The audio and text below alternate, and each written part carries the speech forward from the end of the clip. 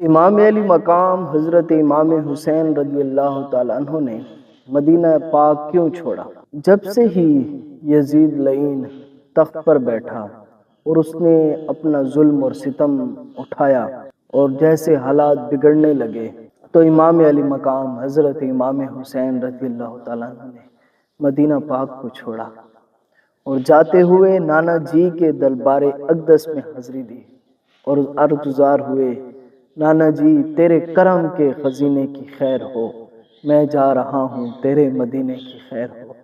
اس انداز کے ساتھ حضرت امام علی مقام حضرت امام حسین رضی اللہ تعالیٰ عنہ نے اپنے نانا جی کے حضور حاضری دیتے ہوئے مدینہ پاک کو چھوڑا اور پھر آپ مکہ شریف کے اندر تشریف لے گئے اور وہاں پر قیام کیا۔ میرے دوستو، جیسے یزید لعین تخت پر بیٹھا، اس نے ظلم اور ستم شروع کیے اور ساتھ ساتھ یزید کی طرف سے یہ خطوط آتے رہے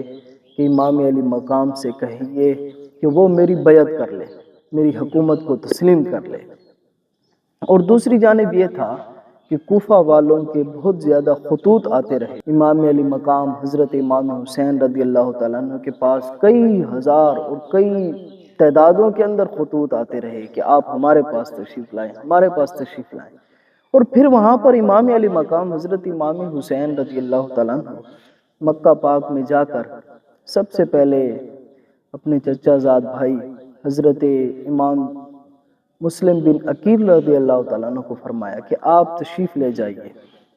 وہاں کوفہ والوں کو دیکھیے کہ کیا واقعی ہمارے ہاتھ کے اوپر بیعت کرنا چاہتے ہیں یا کوئی اور دھوکہ کرنا چاہتے ہیں۔ تو مسلم بن عقیل تشریف لے گئے۔ جب وہاں پر تشریف لے گئے تو کئی ہزار لوگوں نے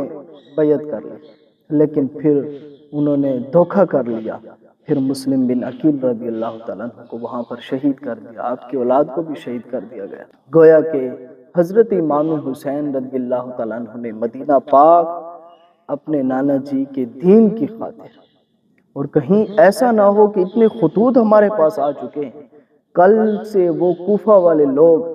رب کے حضور یہ ہماری بات کر دیں، اے اللہ ہم تو آپ کے محبوب کے نواسوں کو خط بھی لکھتے رہے لیکن پھر بھی نہیں آئے۔ تو اس وجہ سے حضرت امام حسین رضی اللہ تعالیٰ عنہ نے مدینہ پاک کو چھوڑا۔